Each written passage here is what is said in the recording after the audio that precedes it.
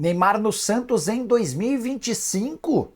Pelo menos é o que está garantindo o Pituca, capitão do Santos. No vídeo de hoje do canal do Nicola, trago mais detalhes dessa história e falo também sobre a chance de Jorge, recém-dispensado pelo Palmeiras, pintar no São Paulo. No Corinthians, atualizações sobre dívidas, mas o empresário entrou com um processo milionário contra o Timão. Te atualizo sobre as últimas no mercado, as objeções de Rubens Menin sobre a temporada do Galo, duas tentativas de reforços no Cruzeiro, a classificação suada do Vasco, as últimas de mercado. Ah, tem uma coisa importante. John Textor, o dono da SAF do Botafogo, fez acusações pesadas afirmando que tem gravações de árbitros cobrando propina. Tudo isso e muito mais a partir de agora.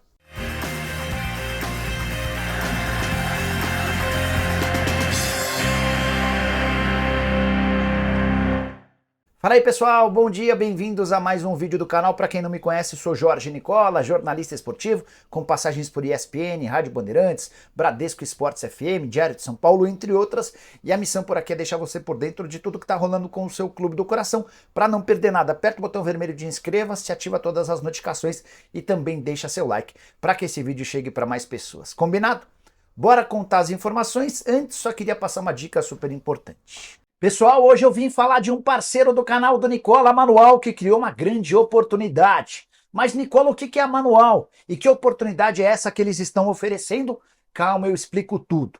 Manual é um tratamento para calvície que tem resultados cientificamente comprovados. Com a Manual é fácil, prático e seguro tratar a calvície. E os profissionais da Manual te acompanham durante todo o tratamento. Primeiro você responde a um questionário online produzido por uma equipe médica. Depois você recebe a sua prescrição, compra o tratamento e ele chega diretamente na sua casa de forma super discreta. A Manual tem tratamento personalizado para calvície em casos iniciais e mais avançados. Tudo isso com fórmulas manipuladas por farmácias credenciadas. Seja qual for sua idade, você já pode se prevenir. Importante, o acompanhamento com profissionais é gratuito. Eu já adquiri o meu kit, estou mostrando aqui para vocês. Depois, é só começar a usar e os resultados costumam aparecer depois do 4º mês de uso, como eu estou mostrando nessa foto. Então, não perca tempo e aproveite. É só clicar no link que está na descrição desse vídeo e você vai direto para o site da Manual. E usando o meu cupom 40Nicola, você tem 40% de desconto. Mas corre, pois essa promoção é válida apenas para o primeiro pedido e por tempo limitado, combinado? Garanta agora mesmo o seu desconto e esse produto super bacana com mais uma vantagem, o frete é grátis. Valeu! Agora sim, bora para o tradicional giro de notícias e a primeira informação é sobre o Flamengo, que acaba de fechar com um meia atacante nigeriano. Trata-se de Haruna Hassan, 19 anos de idade, pertencia ao 15 de Piracicaba, onde disputou com destaque a Copa São Paulo de Juniores. 4 partidas, 2 gols marcados.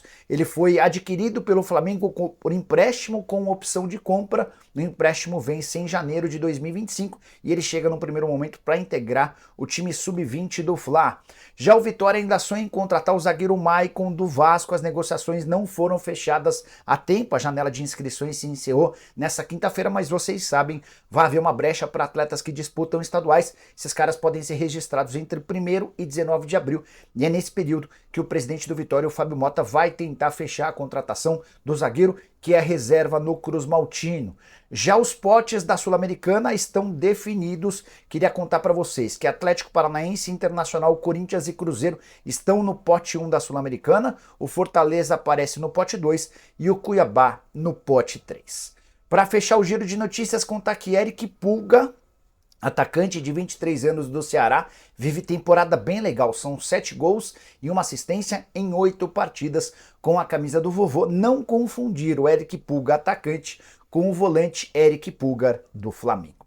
Quero te contar agora sobre Rubens Menin, o principal acionista da SAF do Galo, deu uma entrevista ao site No Ataque para contar um pouquinho de como está vendo a temporada de 2024 do Atlético. Sentiu o Menin meio incomodado, dá uma olhada nas frases, abre aspas. A gente almeja títulos, mas o primeiro mês do ano não foi bom. A gente, infelizmente, não vem desempenhando bem e fica um pouco triste, porque o time tem uma estrutura muito forte para entregar. Depois ele foi perguntado sobre o Felipão e afirmou o seguinte, abre aspas, esse negócio de técnico é interessante, o Felipão já provou que é bom, Você vê o desempenho do Galo no segundo turno do Brasileiro. Ele conhece de futebol. Agora, o ambiente tem que estar bom. A gente também não pode querer mudar tudo e toda hora, nem a torcida ficar pegando muito no pé, porque isso chateia. Só para completar sobre o Atlético, contar que o Galo está de olho em Robert Santos, meio atacante, que pertence ao Atlético, é o artilheiro do Atlético na temporada e foi o autor do gol que classificou o time de São João del Rei para a segunda fase da Copa do Brasil. Bora falar sobre o Cruzeiro, que fez 2 tentativas estrangeiras de reforços nos últimos dias, nenhuma delas deu certo. Informações divulgadas pelo Samuel Venâncio. Primeira delas, Christian Espinosa, atacante argentino, 28 anos de idade, pertence ao San José Wildcats. Na temporada passada, na Major League Soccer, foram 35 jogos, 13 gols e 8 assistências. Um dos principais jogadores da última edição da Major League Soccer, acabou que não rolou por conta do aspecto financeiro. Outra investida sem sucesso do Cruzeiro, Mateu Cassierra, atacante colombiano, 26 anos de idade, está no Zenit, números impressionantes na atual temporada, 17 jogos com 14 gols.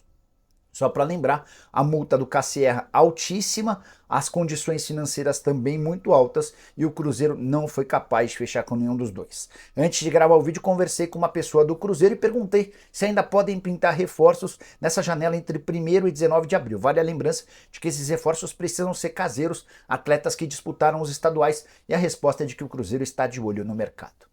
Bora contar para vocês sobre a classificação suada, sofrida, dramática do Vasco. Nos pênaltis, o Cruz Maltino despachou a Água Santa e chegou à terceira fase da Copa do Brasil. Dessa maneira, já são 5.400.000 reais em prêmios pagos pela CBF pela participação nas 3 fases. O Vasco chegou a abrir 2-0, parecia uma classificação fácil. Finalzinho do primeiro tempo, o Água Santa descontou. No segundo tempo, o time de Diadema, cidade próxima à cidade de São Paulo, fez 2-2 e 3-2. Detalhe, o terceiro gol, marcado pelo Luan Dias, aconteceu aos 44 do segundo tempo, causando enorme preocupação. O torcedor do Vasco certamente relembrou dos fantasmas de eliminações recentes na segunda fase da Copa do Brasil.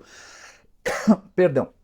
Até que o Payet apareceu em boa cobrança de falta para colocar a bola na cabeça do Piton e determinar o 3-3, que levou a decisão para os pênaltis. Na hora das cobranças, Payet, Piton, Esforça e Verratti acertaram suas 4 cobranças.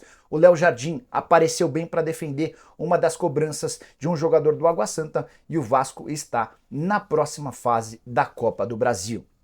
Só registrar as confusões dentro e fora de campo envolvendo jogadores. O Neilton, ex-jogador do Santos, foi quem mais arranjou treta. Dentro de campo ele brigou com o João Vitor, ambos foram expulsos. É bem verdade que eles estavam no banco de reservas. Depois da partida, na saída dos dois times, Medel e Neilton quase foram às vias de fato. A última sobre o Vasco, o Verratti com mais um gol. Ele marcou o segundo, quer dizer, na vitória do Cruz Maltino. Ele chegou a 16 gols em 30 partidas, tornando-se o 10º maior artilheiro estrangeiro da história do Vasco. Quero falar agora sobre um assunto sério. John Textor fez acusação gravíssima.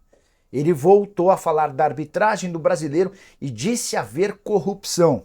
Mesmo sem apresentar provas, ele disse o seguinte, abre aspas: alguém dizer que não há corrupção no Brasil quando eu tenho juízes gravados reclamando de não terem suas propinas pagas. Talvez a CBF não devesse me processar. Eu não acusei o Edinaldo Rodrigues, o presidente da CBF.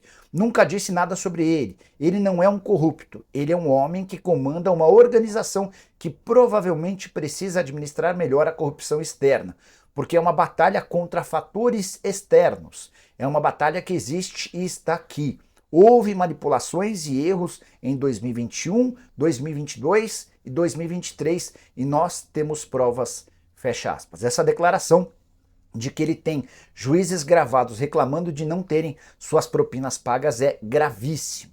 E certamente o dono da SAF do Botafogo vai ser obrigado a apresentar essas provas, que podem inclusive mudar o rumo de competições anteriores. Só para lembrar, o Botafogo, que havia feito um início de campeonato espetacular no Brasileirão do ano passado, chegou a abrir 13 pontos de vantagem para o então vice-líder, ficou sem o título e até sem a vaga direta na fase de grupos da Libertadores. Em meio a uma série de protestos, o Textor foi punido pelo STJD e está sendo processado pelo Edinaldo Rodrigues. Ah, e a última coisa, o Textor apresentou no fim do ano passado um levantamento com supostos erros de arbitragem, apontando que o Botafogo deveria ter 18 pontos a mais do que o Palmeiras. O que você pensa sobre tudo isso? Use espaço para comentário e avalie, beleza? Bora falar agora sobre a chance de Jorge, lateral esquerdo dispensado nessa quinta-feira pelo Palmeiras, pintar no São Paulo. Essa é a pergunta que quase todo São Paulino está me fazendo. Primeiro, contextualizar Jorge, atleta que pertencia ao Palmeiras, estava emprestado ao Santos.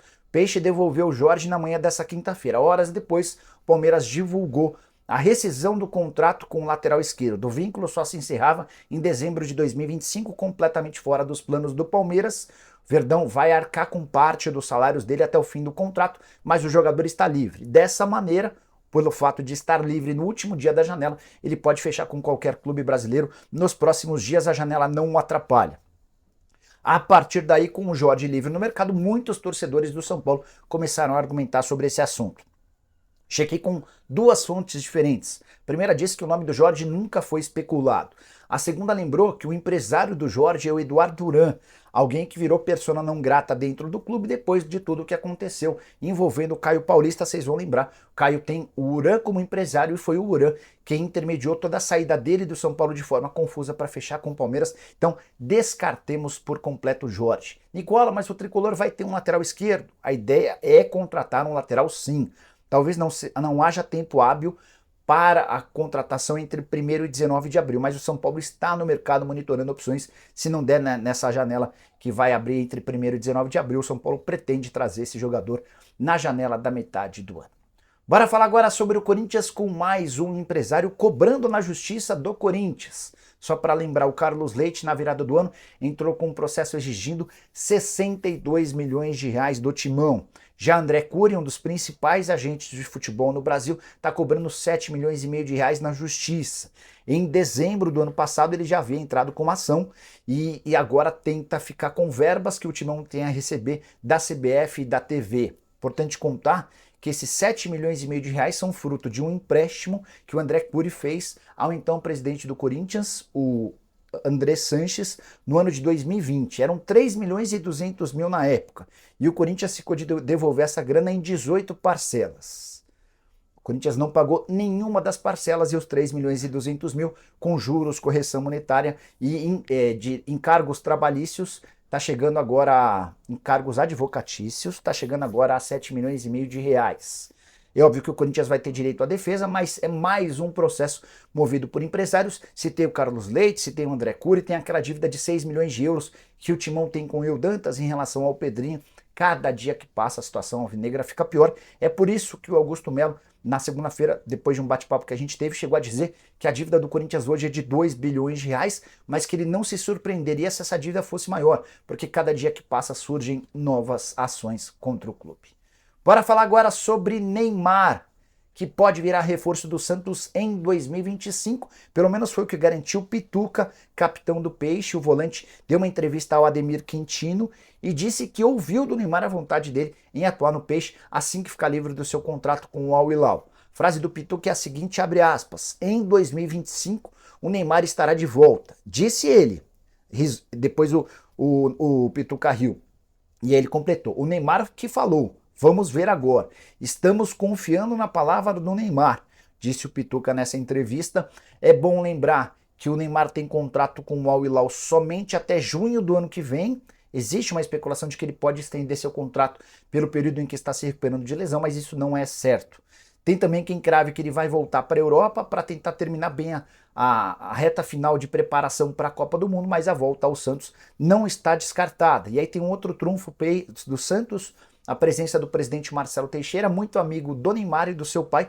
Foi o pai do Neymar quem recentemente intermediou a chegada da Blaze como patrocinadora master do clube, acordo que rende quase 30 milhões de reais por temporada. Só para arrematar, vale a lembrança também de que o Neymar esteve recentemente na Vila Belmiro assistindo a um jogo do Peixe, se eu não me engano foi um jogo contra o Corinthians com vitória santista. Neymar é santista, demonstra essa intenção de voltar, resta saber se no ano que vem ou um pouquinho mais para frente. Quando é que você acha que isso vai acontecer ou você pensa que não vai acontecer e o Neymar vai jogar em outro clube de futebol no Brasil? Use o espaço para comentar, deixe sua opinião, esquece de deixar like, de compartilhar aquela coisa toda, abraço, tchau!